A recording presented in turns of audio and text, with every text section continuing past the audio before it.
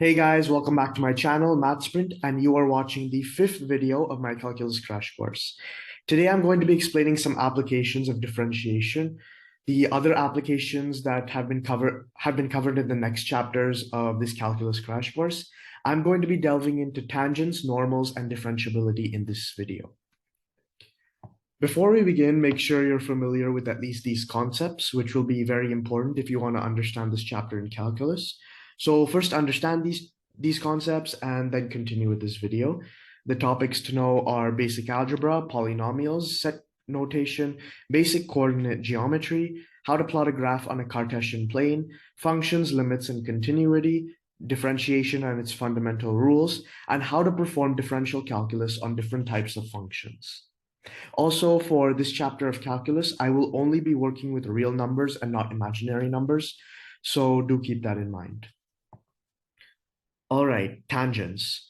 Tangents are straight lines that lightly touch the curve at a particular point once. You can think of it like it brushes the curve briefly before moving away in another direction. One important concept is that the gradient of the tangent at a particular point is equal to the gradient of the curve at a particular point. This is clear from the definition of the derivative function itself. The derivative function is the gradient function. If you look at the image on the right over here, it shows a blue line and a purple line. The purple line is tangent to the blue curve at some point x is equal to a. We say that a comma f of a is the point of contact between the tangent, that is the purple curve, and the curve, which is in here the blue curve. So first let's use differentiation to find the gradient function f dash of x. Then we have to plug in x is equal to a into the gradient function. F dash of a is the gradient of the tangent at x is equal to a. And f dash of a is also the gradient of the blue curve at x is equal to a, like I basically explained before. If we want to find the equation of the tangent at a particular point, you would need to use the formula for straight lines. You've probably heard of the formula y is equal to mx plus c, where m is the gradient of the line and c is the y-intercept of the line. So m is just f dash of a. So the equation of the tangent to the curve with the equation y is equal to f of x, the equation of the tangent is just y is equal to f dash of a times x plus c. Again, c is the y-intercept. Also, you're probably familiar with the general formula for straight line graphs, the other form of it, of expressing it. So if we have a curve with the equation y is equal to f of x again, where the point of contact is a comma f of a, you should realize that the general formula for the equation of a tangent is y minus f of a, which is equal to f dash of a times x minus a. Okay, here's something important you should know about tangents. A tangent lightly touches or brushes against a curve, but a tangent could also later intersect the curve at some faraway point, like over here. This might be a bit confusing for you because you might have learned or understood that a tangent is just some line that intersects a curve once. But this definition is not very good, to be honest. It would be better to call a tangent as a straight line that intersects the curve in such a way that the gradient of the tangent is equal to the gradient of the curve at the point of contact, which in case here is a comma b. Normals. A normal is a straight line that is perpendicular to the tangent and intersects the curve at the same point that the tangent lightly touches the curve. So since the normal and the tangent are perpendicular to each other, their respective gradients are negative reciprocals of each other. So take a look at this image on the right. If you the red line is the normal to the blue curve, and the purple line is again the tangent to the blue curve. So if you plug in values for the straight line equation formula, y is equal to mx plus c, you find that the general equation for the normal to a curve at the point x is equal to a is basically y is equal to minus x divided by f dash of a, the whole thing plus c. Again, c is the y-intercept of the curve. The y-intercept of the normal, that is, in this case.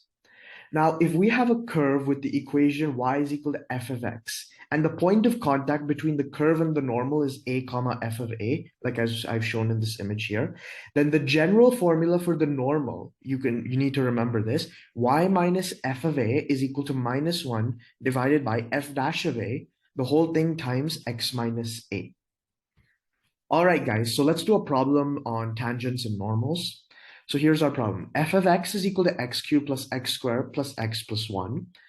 Find the equation of the tangent to the graph of the function f at x is equal to 2. Then find the equation of the normal to the graph at the function f at x is equal to 2 again.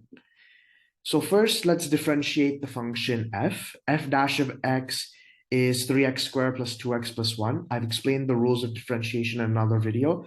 So if in case you didn't understand this, you might want to go through that video first and then continue with this problem. If we plug in x is equal to 2, we find that f dash of 2, after simplification, is just 17. Also, we find, after plugging in x is equal to 2 into the original function, that f of 2 is 15. So then we just plug in these values of f dash of 2 and f of 2 into the formulas for tangents and normals. So the formula for the tangent after simplification would just be y is equal to 17x minus 19. And the formula for a normal is y is equal to minus 1 by 17x plus 257 divided by 17. Okay, differentiability. If a function is said to be differentiable at a particular point, that means that the function exists, that the derivative function exists at that point. There are specific conditions for which a function is said to be differentiable. In this case, I'm going to be listing all the conditions. C is just any value of x within the specified interval for which we're considering differentiability. The first condition, the function must be continuous over the domain. If all the conditions for continuity are satisfied, then it is possible for the function to be differentiable. Now, here's something important to remember. If a function is differentiable over a specific interval, then it means that the function is continuous over that interval. However, the converse of this statement is not necessarily true. If a function is continuous, then it does not always mean it is differentiable. You have to check the other three conditions over here to see if it's differentiable.